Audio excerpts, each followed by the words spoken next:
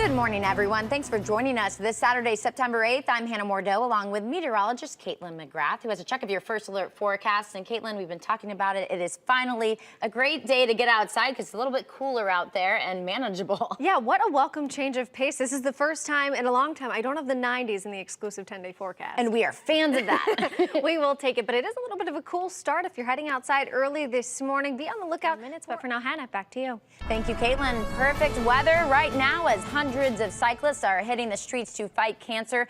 Take a look at your screen.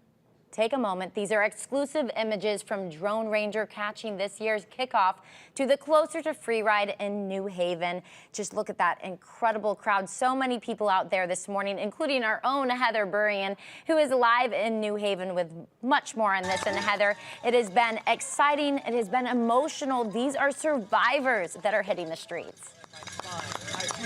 NBC Connecticut News sending it back to you. Thank you, Heather. Just brings a smile to your face to see everybody and their efforts this morning. Right now, also, hundreds of people are waiting in line at the Bushnell to get their hands on Hamilton tickets. Tickets for the musical just went on sale a few minutes ago. NBC Connecticut's Jennifer Joas is live in Hartford. And Jen, you have been seeing the excitement this morning. I hope you're going to snag some tickets, too. Hey, Hannah, good morning. It's NBC Connecticut News. Back to you. So definitely worth the wait there.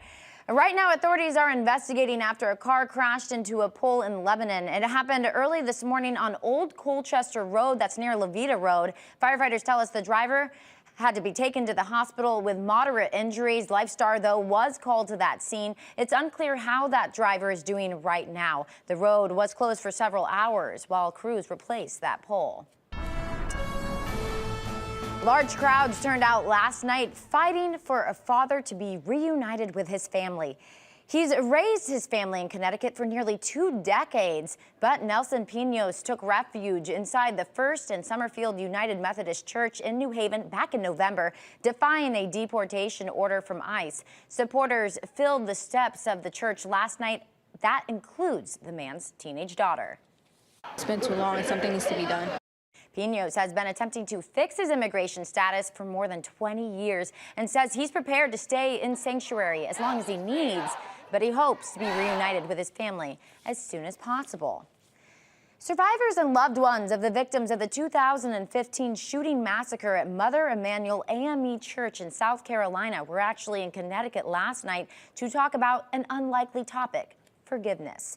Quinnipiac University's Center for Religion hosted the group. They each say they forgive the shooter and hope they can encourage others to embrace the spirit of forgiveness in their own lives. For I am a survivor whose divine mission is to turn my pain into action. The group hopes they can impact the lives of others for the better by turning their tragedy into triumph. They were beautiful. Beautiful souls. 1,000,000 years wouldn't be enough. Man who murdered a 9-year-old girl and her mother is behind bars this morning. NBC Connecticut was the only station in court on Friday when Anthony Rutherford learned his fate. A judge sentenced him to 80 years in prison for murdering Shaquaniqua Brody and her daughter, Majaya. Happened last year. Rutherford apologized for his actions, but Brody's family says it's too little, too late.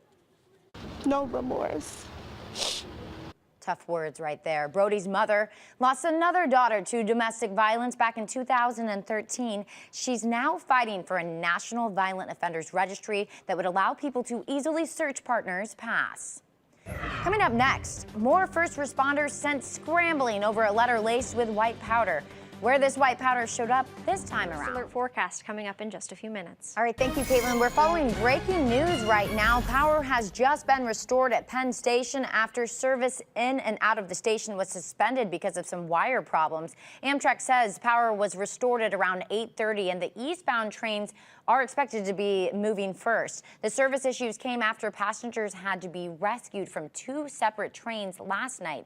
A spokesperson for the NJ Transit says the wires became dislodged when a metal bracket actually fell onto a train car heading into Penn Station.